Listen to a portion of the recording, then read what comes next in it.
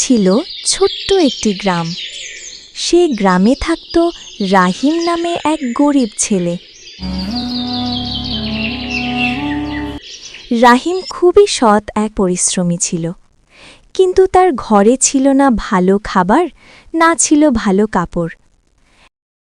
একদিন সে জঙ্গলে কাঠ কাটতে গেল। হঠাৎ সে দেখল একটি সোনালি পাখি গাছের ডালে বসে আছে।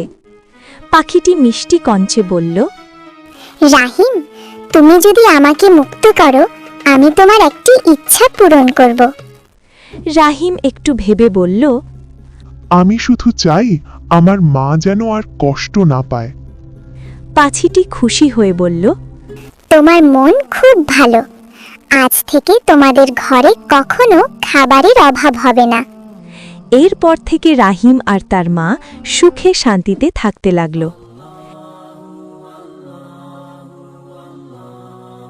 কিন্তু পাশের গ্রামের এক লোভী লোক এই খবর শুনে পাখিটিকে ধরতে গেল।